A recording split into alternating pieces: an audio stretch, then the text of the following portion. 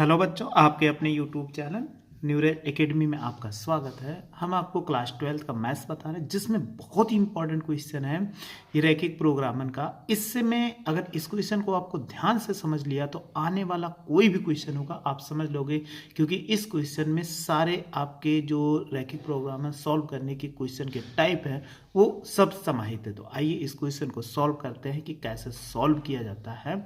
उनको पहले हम सॉल्व करके सीखते हैं, तभी आप सीख जाओगे कैसे क्वेश्चन को सॉल्व किया जाएगा। तो देखो लिखा गया है, निम्न अवरोधों के अंतर्गत z बराबर 5x प्लस 10y का न्यूनतमीकरण और अधिकतमीकरण कीजिए। मतलब इसका न्यूनतम और अधिकतम मान ज्ञात करना है, जिसके अंतर्गत कह रहा है कि व्यवरोध, इसको हम क्या बोलते हैं व्यवरोध, यानी ये क्या हमें ऐसे अपने मन से नहीं बताना है कि इसका अधिकतम चाहे जो x और y मान ले लो। इसके लिए कंडीशन दी गई यानी व्यवरोध दिया गया है, तो इन्हीं को व्यवरोध बोलते हैं। लिखा है x plus 2y less than equal 120, फिर x plus y greater than equal 60, x minus 2y greater than equal 0, x कम वाई ग्रेटर देन 0, इतना लिखा गया। तो ये व्यवरोध बोलते हैं। तो ये क्या इनइक्वालिटीज है। इनइक्वालिटीज मतलब ये सिंपल जो लगा असमीका का लगा हुआ है, तो असमीका का लगा हुआ, तो हम इनको सॉल्व करते समय आइए कैसे सॉल्व करते हैं। जैसे स्टेप हम फॉलो करते जाते हैं वैसे आप क्या करते हैं फॉलो करते ही हो जाइए। कोई भी क्वेश्चन होगा आसानी से सॉल्व कर लो, ये भी सॉल्व कर लोगे। ये भी इंपॉर्टेंट क्वेश्चन है, ये भी कई बार पेपर में आपसे पूछा गया। तो चलिए सबसे पहले हम लिखेंगे हल। तो ये क्या अभी हमने बताया व्यवरोध, तो व्यवरोध को समीकरण के रूप में लिखने पर, समीकरण के रूप में लिखने पर, जब इसको हम व्यवरोध जो हमारे पास दिया गया है इसको समीकरण के रूप में लिखे। अब समीकरण का रूप क्या होता है, समीकरण का मतलब जो यहाँ पे लेस देन है ग्रेटर देन है इनको हटा के बराबर का निशान। जैसे देखिए x प्लस 2y इक्वल कितना 120, फिर x प्लस वाई इक्वल कितना 60 हो जाएगा। यानी जो छोटे बड़े का निशान है इधर को इनको हटा के आप क्या बना दीजिए लेस देन और ग्रेटर देन बना दीजिए, इतना हो गया। फिर देखिए यहाँ पर कि x माइनस 2y इक्वल कितना 0, और इसके बाद इनको अलग अलग, जैसे x comma greater than y तो x बराबर 0, y बराबर कितना 0, यानी इसके 5 समीकरण बन जाए, अर्थात 5 रेखा आपको दिखेगी। तो पांचों रेखाएं कैसे बनाते वही आपको सीखना है, सबसे ज़्यादा जरूरी है। और एक पॉइंट आप सीख लीजिए, अगर आपको कोई रेखा खींचनी, सपोज कर लो ये रेखा खींचनी है, एक बिंदु से अनेक रेखाएं खींची जा सकती हैं, और जानते हो अगर हमें 2 बिंदु मिल जाए तो केवल और केवल एक रेखा खींची जा सकती है। तो इसलिए इस समीकरण को सॉल्व करने के लिए केवल और केवल 2 बिंदु ज्ञात करेंगे। तो आइए 2 बिंदु हम उसको ज्ञात करते हैं। वो कौन कौन से हमारे 2 बिंदु होंगे। तो सबसे पहले इसका सॉल्व करने का जो तरीका है वो हम क्या टेबल बना लेते हैं। तो आइए हम टेबल बना लेते हैं। देखो अब हमने क्या कर लिया, टेबल बना लिया। अब टेबल बना लेने के बाद हमारे पास जो इक्वेशन मिले हुए थे वो कितने इक्वेशन 1 2 3 4 5, तो 2 इक्वेशन का नहीं बनाते, इन्हीं तीनों इक्वेशन x बराबर 0 y बराबर 0 इसका नहीं आपको बनाना है। तो 1 2 3 जहाँ x और y के फॉर्म में इक्वेशन दिया गया समीकरण उसी का आपको बनाना है, सबका नहीं बनाना है। तो ऐसे हमने टेबल बना लिया है। अब टेबल बना लेने पर सबसे पहले ऊपर लिख दो जो इक्वेशन आपको लेना है, जैसे x प्लस 2y बराबर 120 ये लेना था तो हमने वो लिख दिया। अब हम क्या अभी बताए थे, एक रेखा ज्ञात करने 2 बिंदु ज्ञात करें, एक लिखो एक y लिख दो और यहाँ पर बिंदु। अब आपको सबसे आसान वैल्यू है ज्ञात करने के लिए, अगर x बराबर 0 रख, देखो x बराबर यहाँ 0 रखा तो ये 0 हो गया, तो यहाँ 2 बचा, 2 से 120 को भाग करो कितना हो जाएगा, ये 60 हो जाएगा। ठीक, फिर आप देखो अगर y बराबर 0 रख दो। अब दूसरा हमें 2 बिंदु ज्ञात करना है, जब y बराबर 0 रखते हैं तो बहुत आसानी से आ जाता है x बराबर, जैसे y बराबर 2 शून्य शून्य तो x बराबर कितना आ जाएगा 120 हो जाएगा। तो आपको मालूम होगा बिंदु कभी भी ज्ञात करते हैं तो पहले x की वैल्यू यानी 0 कामा कितना 60 होगा, और फिर इसमें निकालेंगे तो 120 कामा कितना हो जाएगा, ये 0 हो जाएगा। तो पहले x की वैल्यू लिखी जाती है, बाद में क्या लिखते हैं y की वैल्यू, सेम ऐसे इसमें भी लिखते हैं। तो यहाँ x लिखेंगे, यहाँ पर y लिखेंगे और इसके बाद बिंदु लिखेंगे।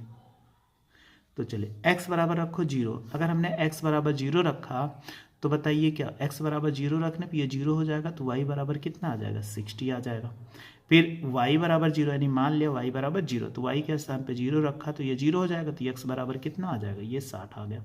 तो पहले x की वैल्यू लिखो 0 कामा 60, और ये हो जाएगा 60 कामा कितना 0 हो जाएगा। अब आगे लास्ट ऐसे ये लिखा हुआ है, तो इसमें भी x मान लो और ये y मान लो और ये क्या हो जाए, बिंदु हो जाएगा। सेम इसी प्रकार टेबल बना के आसानी। अब देखो अगर x बराबर 0 माना, x बराबर 0 तो ये 0 हो जाए, -2y बराबर 0 तो ये 0 हो जाएगा। अब आपको कोई अन्य स्थिति मानना पड़ेगा, क्योंकि y 0 मानोगे तो ऐसे नहीं निकल पाएगा, क्योंकि ये दोनों 0 फिर से वही निकल जाएगा। तो x बराबर कोई संख्या मान, अब कोई संख्या मान लेते। देखो जैसे ये बहुत ही आसान है, अगर हम मान लें यहाँ पर देखो ये वैल्यू 60 है 70 है, तो 20 के अकॉर्डिंग मानना है। तो हमने मान लिया y बराबर कितना 20, सपोज करो y बराबर 20, तो 20 दूना 40, उसको उधर ले जाओ तो ये प्लस कितना हो जाएगा 40। तो लिख सकते हैं यहाँ पर 0, हो जाएगा बिंदु, और ये कितना 40, 20 होगा। इतना आ गया। अब आपको ग्राफ पेपर है तो बहुत अच्छी बात है। अगर आपके पास ग्राफ पेपर नहीं है तो जैसे हमारा पेपर आपको ब्लैंक दिख रहा है, ऐसे ही पेपर पे हम इसको ज्ञात कर सकते। तो आइए इसको पेपर को हम बनाते हैं, इसी पर पटरी की सहायता से क्या करते हैं, ड्रा करते हैं। तो पटरी की सहायता से जब ड्रा करोगे तो कैसे करोगे, तो सबसे पहले यहाँ पर ऐसे खींच दीजिए, एक रेखा खींच दीजिए और इस पे, और दूसरी रेखा फिर ऐसे नीचे आपको नहीं दिख रहा है तो हम चलिए और दिखा देते हैं, अभी बिंदु बाद में ले लेते हैं। ये आ गया, इतना दिख रहा है। फिर इसको ऐसे हम खींच देते हैं। अगर हमें बढ़ाने की ज़रूरत पड़ेगी तो हम रेखा को और थोड़ी सी बड़ी ऐसे कर सकते हैं यहाँ पे। चलो ज़रूरत हो सकता ना पड़े, ज़रूरत पड़ेगी तो हम बढ़ा सकते हैं। अब आप ये तो जानते होंगे, इसको x बोलते हैं और इसको y एक्सिस बोलते हैं। इस तरफ x डैश और ये क्या हो जाए y डैश, और ये 0, होता है। अब आपको कैसे निशान लगाएं, सबसे बड़ी हमारे लिए प्रॉब्लम। तो पटरी में आपने देखा होगा कि एक एक सेमी पे लगाते हुए चले जाओ। तो एक एक सेमी पे लगाते हुए जैसे हमने पटरी रखा तो एक एक, देखो ना दिख रहा होगा, ठीक है अब आपको दिख रहा होगा, एक एक सेमी पे पटरी पर निशान लगाते हुए चले जाए। तो हम लगाते हुए चले जा रहे हैं, ऐसे पटरी को रखे 0 पर और उसके बाद एक सेमी पे, ताकि ये दूरी क्या रहे, हमेशा बराबर रहे। तो आपको कभी देखो 3 सेमी हो गया, फिर 4 हो गया, फिर 5 6 हो गया, फिर इसके बाद 7 हो जाएगा, फिर 8 हो गया, फिर इसके बाद 9 हो जाएगा और फिर 10 हो जाएगा। ठीक, बहुत ज़्यादा की ज़रूरत नहीं। ऐसे इसमें भी हम लगाना चाहें तो लगा लें, क्योंकि हमें भी जिसकी ज़रूरत है वो तो हमें करना ही पड़ेगा। तो 1 सेमी पे हो गया, फिर 2 सेमी पे हो गया, फिर 3 हो गया, फिर 4 हो गया, फिर 5, फिर 6, फिर 7, फिर 8, और एक आध सेमी ज़रूरत है वैसे एक और लगा लेते हैं। अब आपको सबसे ज़्यादा ज़रूरी है कि इस नंबर को कैसे ले, 1 2 3 लेंगे तो आएगा नहीं। तो हमने नंबर देखो कैसे ज्ञात किया, बड़े बड़े नंबर हैं, तो 20 है, 60 है, 120 है, ऐसे हैं। तो आपको इसका जो अंतराल लीजिए वो 20 का लीजिए। तो यहाँ लिखिए 20, और फिर क्या हो जाएगा, इसके आगे जब लिखोगे यहाँ पर कितना होगा 40 हो जाएगा, फिर 60 होगा, 80, 20 का अंदर, फिर 100 हो जाएगा, फिर 120, फिर 140। ज़्यादा जाने की जरूरत नहीं, 120 मैक्सिमम, इसी पर रोक दीजिए। फिर देखो 20 हो गया, फिर 40 हो गया, 60, 20 जोड़ते जाइए, 80 हो गया, फिर 100 हो गया, इसके बाद बढ़ोगे तो 120, फिर 140। आगे लिखना चाहो तो 160 भी लिख सकते हो। चलिए अब रेखा खींचते हैं।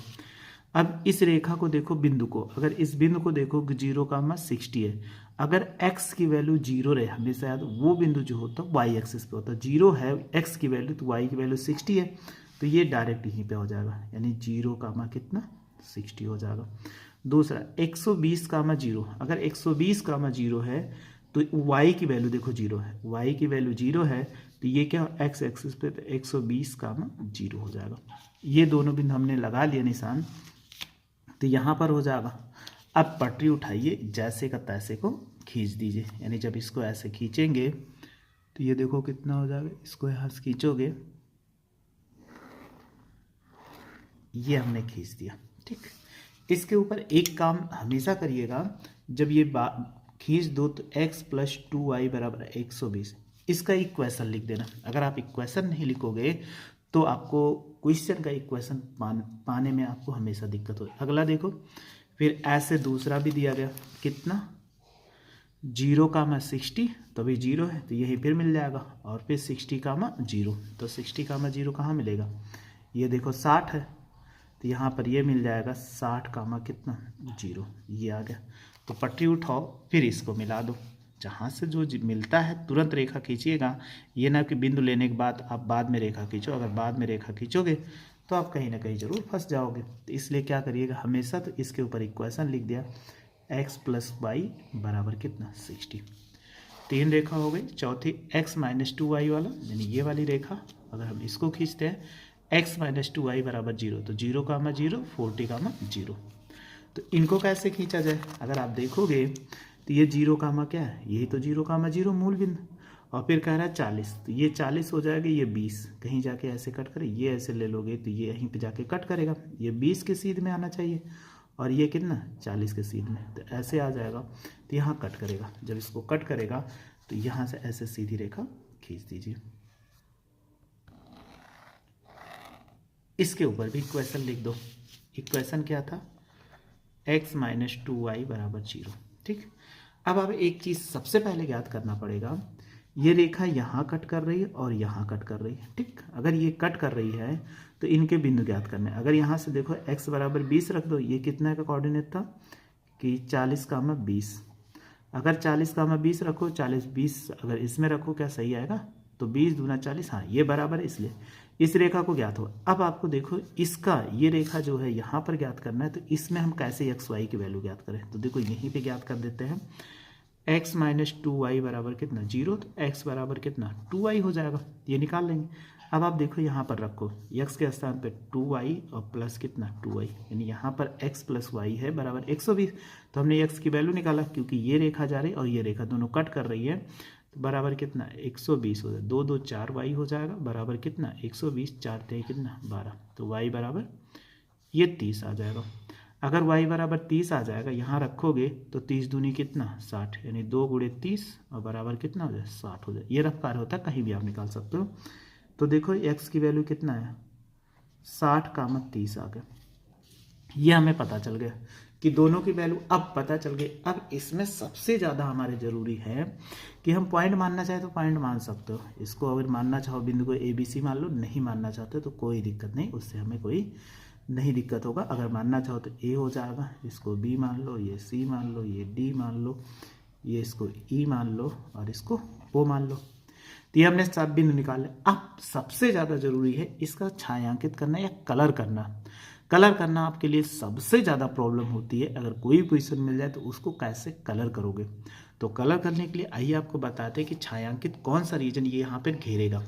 उसके लिए बहुत ही आसान तरीका है कि उनको कैसे अगर ज्ञात करते कोई भी क्वेश्चन मिल जाए तो हमें अगर छायांकित भाग ज्ञात करना, तो आप चले आइए हमेशा मेन इक्वेशन पर इनइक्वालिटीज। तो चलिए इसी पर चलते हैं। अब यहाँ पर क्या करिए, इसके कौन सा भाग कलर करना है, तो ये देखो यहाँ पर हमेशा क्या करो, x बराबर 0 और y बराबर 0 दोनों रखो। तो x से 0 गुणा कराओगे 0 हो जाए, 2 से गुणा कराओगे तो 0 <= 120। कह रहा है 0 120 से छोटा है, तो सत्य है कि असत्य कहोगे, ये सत्य है। अगर सत्य है तो ग्राफ क्या अंदर की ओर, इतना याद रखना अंदर की ओर करना है। और दूसरा देखो x बराबर 0 y बराबर 0, तो ये हो जाएगा 0 फिर ग्रेटर देन कितना 60, यानी x का स्थान 0 y, तो 0 कह रहा है 60 से बड़ा है, तो असत्य है।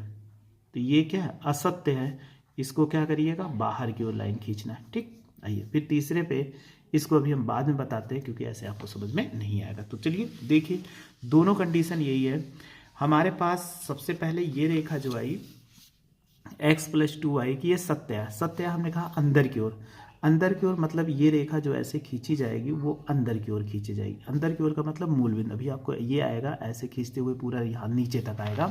कहाँ तक आएगा मूल बिंदु तक, लेकिन पूरा खींच दोगे तो अभी हमारे पास वैसे हम कलर यूज नहीं कर, मिटाने के पेंसिल यूज नहीं कर रहे हैं, तो ऐसे क्या करेंगे हम इनको ले लेंगे।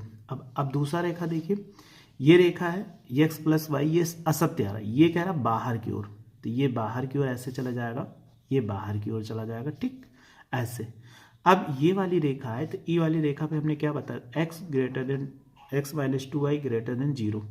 यहाँ 0 के 0 बराबर सत्य हो जाए, तो आपको कंफ्यूज होगा कि अंदर की ओर रखेंगे कि बाहर की ओर। तो एक चीज़ ऐसे करिएगा, अगर 2y है राइट साइड ले जाओ तो x > 2y कह रहा है x का मान 2y के दुगने से क्या होगा बड़ा होगा।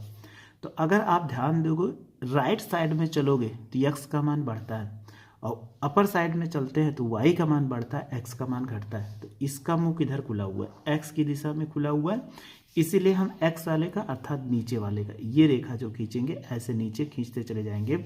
अब देखो तीनों रेखाएं कहाँ मिली, एक इसकी मिल गई इधर, एक इसकी मिल गई, एक इसकी मिल गई, इसलिए हमारा रीजन क्या होगा? ये रीजन जो होगा ये हम क्या करेंगे? छायांकित भाग करेंगे, क्योंकि इसमें जितना रीजन आपको जो मिल रहा है रीजन, उस स्थिति को आप हमेशा ऐसे दिखा सकते हो कि इसमें जो रीजन हमारा मिला वो किस रीजन में मिला? इस रीजन में मिला। यानी सब पे ना मिलके केवल इसी रीजन में आके क्या मिला? इसको आप अगर कलर लेके जाते हो तो कलर कर सकते हो। तो ये रीजन क्या हुआ हमारा जो प्राप्त हुआ, जो चतुष्फलकीय बोलते हैं इसको, चतुष्फलकीय आकृति, यही रीजन पे हमारा क्या आंसर प्राप्त हुआ। क्यों? क्योंकि सारी रेखाएं क्या करती हैं? इसी में आके मिलती हैं। तभी हमने दिखाई दिया आपको, ये रेखा जो यहाँ से खींची गई, यहाँ से खींची गई और इधर से खींची गई, ये सारी रेखाएं यहीं पर आकर मिल रही, इसलिए इसका क्या हो जाएगा? ये यहाँ पर आंसर हो जाएगा। लेकिन अभी आंसर हमारे पास नहीं आया कि आंसर आ चुका है। अब आंसर को कैसे हम फाइंड करें? क्योंकि अब तो हमारे पास अगर हम बात करें ABCD, ये जो आकृति प्राप्त हुई ये हमारा क्या है? चतुष्फलकीय आकृति है। ये हमारा क्या है? ABCD चतुष्फलकीय आकृति या चतुष्फलकीय आकृति है, और यही क्या है? समीकरण का हल है, समीकरण का हल है। लेकिन अभी हल हमें नहीं ज्ञात हुआ क्योंकि अधिकतम और न्यूनतम ज्ञात करना था। तो आइए अब हम क्या करते हैं, अधिकतम और न्यूनतम ज्ञात करने के लिए, तो अगर आप इतने का स्क्रीनशॉट ले लो तो बहुत अच्छी बात है, क्योंकि स्क्रीनशॉट लेते हुए चलेगा, पेपर हम हटा देंगे। ये हो गया, फिर ये हो जाएगा,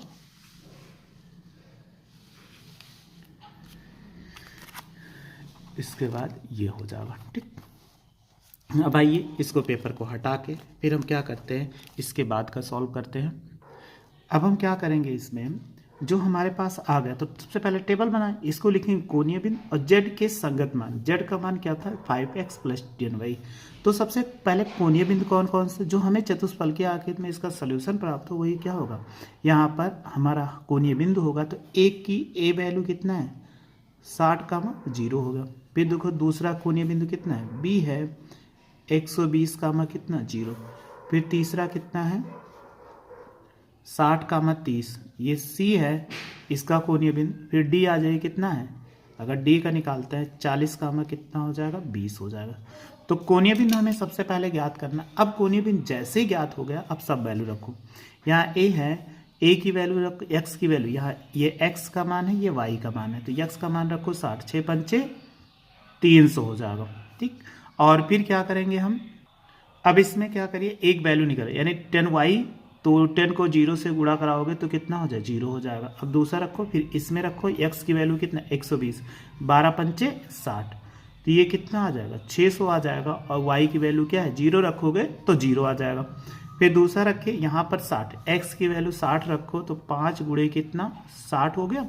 फिर प्लस y की वैल्यू कितना? 30, तो 10 गुणे कितना? 30 हो जाएगा। 6 पंचे 300, और ये भी 300, और 300 कितना हो जाएगा? टोटल 600 आ गया। फिर दूसरी वैल्यू रखो, x की वैल्यू 40 यहाँ रखो, 5 गुणे कितना? 40 हो जाएगा। फिर 10, और y की वैल्यू कितना? 20 है, तो रखो 20, तो बताइए कितना? 5 चौक 20 हो जाएगा, 200, और ये भी होगा, अगर हम गुणा कराएंगे तो ये भी कितना होगा? 200 होगा, 2 2 400 हो जाएगा। अब आप देख लो इसमें अधिकतम मान कितना है। सबसे पहले अगर हम न्यूनतम बात करें, न्यूनतम कितना है, तो ये क्या हो गया? न्यूनतम हो गया। अगर आपसे पूछा गया था तो ये न्यूनतम हो गया। और दूसरा कह रहा है कि अधिकतम कितना होगा? 2 वैल्यू पे, ये क्या अधिकतम हो गया। तो हमें अधिकतम और न्यूनतम पूछा गया था, तो दोनों अधिकतम और न्यूनतम ज्ञात कर लिए। अब आंसर कैसे लिखेंगे, तो सबसे पहले देखो 6, यानी 60, 0 पर न्यूनतम मान कितना? न्यूनतम मान 300, और फिर हमारे पास क्या हुआ?